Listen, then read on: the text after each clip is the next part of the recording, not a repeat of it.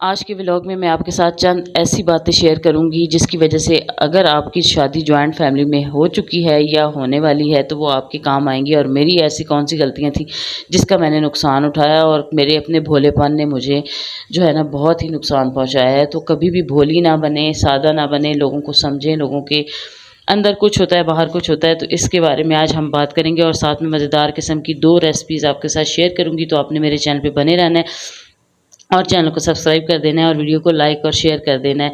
मैंने कल की वीडियो में आपके साथ शेयर किया था कि मेरे हस्बैंड ने जो नेकियां की उसका उसे क्या सिला मिला। तो आज मैं आपके साथ इसी सिलसिले को आगे बढ़ाऊंगी और बढ़ाते हुए आपको बताऊंगी कि मेरा बुरा वक्त किस वक्त और क्यों शुरू हुआ था और कौन सी ऐसी हैबिट्स हैं जो आप इख्तियार करें तो जो है बच सकती हैं, जो मैं नहीं कर सकी, जिनके बारे में उस वक्त मुझे कुछ पता नहीं था। अच्छा, वो मेरे से क्या गलतियाँ हुई। तो आइए जी अपनी मौजू पे आते हैं। तो अस्सलाम वालेकुम माय यूट्यूब फैमिली, कैसे हैं आप सब? उम्मीद करती हूँ खैरियत से होंगे। मुझे सपोर्ट करने के लिए और मेरी चैनल पे जो लोग मेरी वीडियो को देखते हैं और लाइक करते हैं, अल्लाह उनका भला करे, उन्हें भी कामयाबी अता करे और मुझे भी कामयाबी अता करे ताकि मैं इस टेंशन और डिप्रेशन से निकल सकूं। अच्छा जी, मेरे साथ क्या हुआ जब मेरी शादी हुई तो उस वक्त मैं, जैसा कि मैंने बताया कि मेरी एज 17-18 साल के करीब थी, यानी कि मेरा आईडी कार्ड पहले नहीं बना हुआ था, शादी के बाद ही बना था। उसके बाद मुझसे क्या हुआ कि मेरी जेठानी मुझसे उम्र में तकरीबन 15 साल बड़ी थी। उसने खुद मुझे अपनी गोद में उठा के खिलाया और मेरी जेठानी रिश्ते में मेरी फूफो की बेटी थी, बेटी है, अभी भी है। ठीक है। तो शादी के बाद पहला 1 साल तो मेरा बड़ा ही खूबसूरत गुज़रा, बहुत ही अच्छा गुज़रा। हस्बैंड भी बहुत ज़्यादा केयरिंग, सास जो थी वो मेरी अपनी फूफो थी, वो बहुत प्यार करती थी और वो बड़े प्यार से, बड़े नाज़ों से मुझे लेके गई थी। ससुर मेरा, मेरे देवर सब मेरी बहुत दीद करते थे, लेकिन मैं ये नहीं जानती थी कि मेरी शादी से पहले मेरे जो है ससुराल वाले, उनका मेरी जेठानी के साथ कैसा रवैया है। हालाँकि उनका मेरी जेठानी के साथ भी बहुत अच्छा रवैया था, लेकिन मैं क्योंकि छोटी भी थी और माशाल्लाह खुशशक्ल भी थी, तो मेरे साथ और अपनी फूफो की पसंदीदा भी थी। और उस वक़्त मैं यहाँ पे रहती भी नहीं थी, क्वेटा में हम लोग रहते थे। क्वेटा से मैं आई थी और पठानों की तरह थी मैं भी बिल्कुल। तो माशाल्लाह अभी भी इसी तरह ही हैं हूँ, लेकिन वो चीज़ नहीं है। लेकिन बताने का मकसद ये है कि शायद मेरी खूबसूरती ने मेरी फूफो को और मेरे कज़न को मेरे साथ जो है ना जोड़ दिया। और मेरे सारे जो ससुराल वाले थे सब मेरे साथ बहुत प्यार करते, बहुत केयर करते थे, बहुत ज़्यादा ना। तो ये चीज़ मेरी जेठानी को खटकती थी और वो सामने मुझे ज़ाहिर नहीं होने देती थी कि वो अंदर से इतनी जल रही है, और बाहर से जो है वो मुझे ये जताती थी कि वो मुझसे बहुत खुश है। लेकिन मुझे ये नहीं पता था कि वो अंदर ही अंदर मेरी जड़ें काट रही है। अब जड़ें कैसी उसने काटना शुरू की, ये मैं आपको बताती हूँ। जड़ें उसने इस तरह काटना शुरू की कि सबसे पहले तो उसने होशियारी से मुझे बता देती थी कि आपने ये काम करना है, मैंने ये काम करना है। मेरी क्या बेवकूफ़ी थी कि मैं सुबह-सुबह जल्दी उठ के ना अपनी रूटीन के मुताबिक अपने काम जल्दी-जल्दी ख़त्म कर देती थी, और वो उस टाइम पे उसके मायके, जो उसकी माँ का घर है वो करीब ही था, तो वो उस टाइम अपनी माँ के घर चली जाती थी। जो मेरी सास थी उसे भी बाहर के कुछ काम करने होते थे, कहीं कोई फ़ौत हो गया, उनके घर जाना है, और भी कुछ उनकी हैबिट्स थी जो वो काम थे जो वो करती थी, तो वो वहाँ चली जाती थी। ससुर भी चले जाते थे, हस्बैंड भी दुकान पे चले जाते थे। तो मैं अपना काम सुबह-सुबह रूटीन में जो मेरे हिस्से में उसने मुझे बता देती थी कि आपने बर्तन धोने हैं, कपड़े धोने हैं और किचन की सफाई करनी है, तो वो मैं कर देती थी, ठीक है। लेकिन जो उसके हिस्से का काम होता था वो छोड़ के अपने मायके चली जाती थी। जब वो वापस आती थी उस टाइम पे, जब सारे घर वाले घर आ चुके होते थे, मेरी सास आ चुकी होती थी, मेरे हस्बैंड आ चुके होते थे, साथ में मेरी जो है अपने ससुर भी आ चुके थे, उनके सामने वो फिर सारा काम करती थी। और मैं तो क्योंकि कर चुकी होती थी तो मैं लेट जाती थी, मैं आराम कर रही होती थी। तो वो सब ये समझते थे कि ये बेचारी बड़ी सारा काम करती है, छोटी कोई काम करती ही नहीं है। मुझे इस चीज़ का अंदाज़ा नहीं था कि ये लोग ये इस तरह की चालाकियाँ चल रही है मेरे साथ। अच्छा, यहाँ पे मैं आपको थोड़े से ये रेसिपी बता दूँ कि मैंने बड़ा गोश्त लिया है, मीट कुर्बानी का गोश्त था, हड्डी वाला। उसको मैंने सिंपली नमक डाल के बॉयल कर लिया और फिर उसकी हड्डियाँ मैंने निकाल दी, हड्डी उसमें से जो मोटी-मोटी थी वो निकाल दी। एक बाउल में मैंने दही ली है और दही में मैंने घर के नॉर्मल के तमाम मसाले लिए हैं। जो उसमें स्पेशल मसाला है वो है टिक्का मसाला, अजवाइन, काली मिर्चें, गरम मसाला और बाकी रेड चिली, धनिया पाउडर, कसूरी मेथी और लेमन जूस, और तीनों ये जो बोतलें होती हैं ना अरक वाली, जैसे कि सोया सॉस, चिली सॉस और विनेगर, ये तीनों चीज़ें मैंने बीच में डाल दी। और इसके साथ अब मैं इसमें डालने लगी हूँ बेसन। बेसन इस वजह से डाल रही हूँ ताकि इसकी पकड़ मज़बूत हो, ठीक है, ताकि इन बोटियों के ऊपर से ये मसाला ना उतरे। तो ये बड़े गोश्त की जो है ना मैं फ्राई बोटियाँ बना रही हूँ और ये बहुत मज़े की बनती हैं।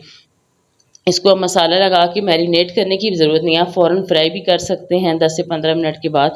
लेकिन मैंने इसको मसाला लगा के रख दिया था और ये मैं शाम के लिए बना रही थी कि शाम के वक़्त जो है बच्चे सिर्फ़ रोटी नहीं खाते तो थोड़ा-सा ये मीट खा लेते हैं, तो यही उन्हें काफ़ी होता है क्योंकि आजकल काफ़ी गर्मी है, तो बच्चे रोटी से तो दूर भागते हैं। उन्हें या तो नूडल्स चाहिए होती हैं या बर्गर और या फिर इस किस्म का चिकन फ्राई किया हो तो वो 2-2 3-3 बोटियाँ भी खा लें तो उन्हें काफ़ी होती हैं। तो एक प्रोटीन भी मिल जाता है बच्चों को। अच्छा, बड़ा गोश्त खाने से ना बच्चे हेल्दी होते हैं, मोटे होते हैं, सेहतमंद होते हैं, तो बच्चों को बड़ा गोश्त लाज़मी दिया करें। देखिए पठान जो हैं वो ज़्यादा बड़ा गोश्त खाते हैं और उनकी जो औरतें हैं वो 50 साल की उम्र में भी बच्चे पैदा कर रही होती हैं और बिल्कुल हमसे ज़्यादा वो यंग भी होती हैं और खूबसूरत भी होती हैं, जवान भी होती हैं। सिर्फ़ ये है कि उनकी खुराक अच्छी है, उनकी खुराक में दुम्बे का गोश्त और बड़ा गोश्त शामिल है। यहाँ पे दुम्बे का गोश्त घर में आ जाए तो कहते हैं ओहो इसकी तो स्मेल है ही क्या, हमने तो इसे खाना ही नहीं है, हालाँकि सबसे ज़्यादा प्रोटीन जो है वो दुम्बे के गोश्त में होती है। यहाँ पे अभी मैं इसको मिक्स करके रखूँगी और साथ में मैं दूसरी रेसिपी चढ़ाऊँगी और वो होगी कद्दू गोश्त। वो मैं अपने ससुर के लिए और अपने जो है हस्बैंड यानी कि जिसको ग्रेवी वाला सालन खाना होगा तो एक सालन मैं वो भी बना के रख देती हूँ। फिर ये होता है कि अगले दिन सुबह के वक़्त मेरी गुड़िया छोटी-सी है, तो बहुत गर्मी है, वो ज़्यादातर मेरा टाइम भी माँगती है, तो फिर सालन अगर बने हुए हों ना तो फिर आसानी हो जाती है। तो जितना जिस तरह जो चले, अगर सालन ग्रेवी वाला मैं बना के ज़्यादा रख देती हूँ क्योंकि ससुर और जो ससुर का भाई है वो दोनों ज़्यादा ग्रेवी वाला सालन खाते हैं। शोरबे वाला, क्योंकि उनके मुँह में दाँत नहीं है तो वो कहते हैं कि शोरबे वाला सालन हमारे लिए ठीक है कि हम रोटी को बीच में जो है ना डिबो के और खा लेते हैं। ठीक है, इस वजह से मुझे उनके लिए अब वो अलग बनाना पड़ता है। अच्छा जी, आते हैं अपने टॉपिक की तरफ। तो जेठानी की चालाकियाँ। अब चालाकियाँ मैं समझ नहीं सकी उस वक़्त। फिर जब मेरे साथ आहिस्ता-आहिस्ता ना मुझे ये जताया गया कि जब मेरे ससुर भी आते थे, हस्बैंड भी आते थे, तो वो मेरे हस्बैंड को शिकायतें लगाई गई कि ये तो कोई काम नहीं करती, हम तो जब भी घर आते हैं तो ये लेटी हुई होती है। अच्छा, मैं बड़ी हैरान कि मेरे ससुर का, मेरी सास का रवैया मेरे साथ आहिस्ता-आहिस्ता क्यों बदल रहा है? मुझे नहीं समझ आई इस चीज़ की। लेकिन फिर जब मुझे मेरे हस्बैंड ने शिकायत की और कहा कि आप यार लेटी रहती हो, आप काम नहीं करती, तो थोड़ा-सा उसकी हेल्प करा दिया करो, वो अकेली लगी रहती है, इतनी गर्मी होती है। तब मैंने अपने हस्बैंड को बताया, मैंने कहा यार मैं सुबह काम सारा करके और फिर मैं आराम करती हूँ और वो जो है उस टाइम पे अपने मायके होती है, अपनी माँ के घर होती है, वहाँ भाभीयों के साथ, और वो लेट आती है और फिर वो काम लेट शुरू करती है, तो वो फिर इसलिए लगी रहती है दिन को। मुझे तो जो बताया जाता है वो मैं कर देती हूँ, उसके अलावा फिर ज़ाहिर है मैं भी उस वक़्त प्रेग्नेंट थी, तो मुझे भी आराम करना होता है। तो फिर मेरे हस्बैंड को तो ये बात समझ आ गई, लेकिन मेरे ससुर और सास को यकीन नहीं आ रहा था। फिर और अगली उसकी चालाकी क्या थी कि वो मुझे ना सालन से दूर रखती थी खाना पकाने में, मतलब खुद ऑनर ही बनी रहती थी हर वक़्त कि सालन पका दिया है, तो मैंने ही सबको सर्व करना है और मैंने ही सबको डाल के देना है। और ये चीज़ मेरे सास-ससुर के बीच में भी आ गई, वो भी यही कहते थे कि ये बड़ी है तो यही डाल के देगी। मेरे साथ ये हुआ कि मैं जब थी 17 साल की, ज़ाहिर है शादी हुई तो मुझे तो ना किसी को सर्व करना आता था, सालन देना, ना डाल के देना। उस वक़्त ये होता था कि हांडी में जो सालन पका है, उसमें से सबको प्लेटों में डाल के उनके हिस्से का थोड़ा-थोड़ा सा डाल के दिया जाता था। तो मुझे ये लोग कहते थे कि पहले-पहले मेरी सास ने कहा कि तुम डाल के दो, तो मुझे तो ये चीज़ की आदत ही नहीं थी क्योंकि मेरी अम्मी लोग के घर में तो पक जाता था, डोंगे में से जिसने जितना डालना होता था डाल के खा लेते थे। किसी ने कभी हाथ से छीना नहीं, किसी ने कभी ये नहीं अंदाज़ा लगाया कि ये ज़्यादा तुम रख लो और थोड़ा जो है बचा लो या ये कर लो, ऐसी हमारी कोई सोच नहीं थी।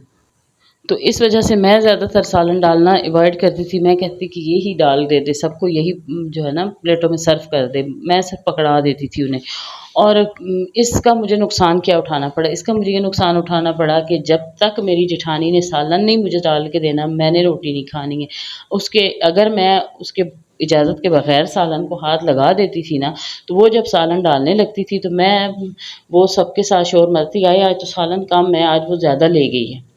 तो उसने आज ज़्यादा ले लिया है, उसने किस तो इस बात पे फिर मेरे ससुर और सास जो हैं वो गर्म हो जाते थे ज़्यादा। मुझे सास तो इतना मुझे नहीं कहती, लेकिन ससुर साहब जो है ना वो शुरू से ही गोश्त के शौकीन हैं, तो उन्हें बड़ी गर्मी चढ़ती थी इस बात पे।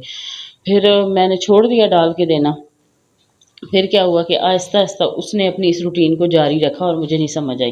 यहाँ तक कि एक दिन जब मैंने उसे महसूस किया, मैंने उसके साथ लड़ाई की। लड़ाई नहीं की, मतलब वैसे मैंने उसे कहा कि आप मेरे साथ ज़्यादती कर रही हो और ऐसा क्यों कर रही हो? तो नाराज़ हुई तो उस टाइम भी मेरी बेवकूफ़ी, घर में कोई भी नहीं था और उसने क्या किया कि उस टाइम अच्छी खासी मुझे सुना दी और मेरे साथ ठीक-ठाक लड़ाई की। मैं कमरे में जाके बैठ गई, रोने लग पड़ी और फिर उसकी चालाकियाँ देखी कि जब मेरी सास-ससुर घर आए, उनके आने से पहले ही वो मेरे कमरे में आई और मुझे आके कहती है, "अच्छा मुझसे गलती हो गई है और इस बात का जो है ना सास-ससुर को पता ना चले, घर का माहौल ख़राब होगा।" मैं खामोश, मैंने कहा ठीक है, नहीं। तो यहाँ पे आपको ये सारी बातें बताने का मकसद ये है कि लोगों की चालाकियों को समझें, उनके दिमाग को समझें। कभी भी कोई भी बंदा जितना ऊपर से मीठा होता है ना, वो अंदर से उतना ही कड़वा होता है। और यहाँ पे जी मेरा सालन डन हो चुका था, बेटा मेरा आ चुका था किचन में और उसने जूस की फ़रमाइश की हुई थी, तो वो मैंने बना के रखा हुआ था, उसे मैंने 1 गिलास जूस दे दिया। तो ये था मेरा एक छोटा-सा व्लॉग। इंशाल्लाह थोड़ा-थोड़ा करके मैं आपके साथ अपनी सारी स्टोरी शेयर करूँगी, तो आपने मेरे चैनल को सब्सक्राइब कर देना है। अल्लाह हाफ़िज़।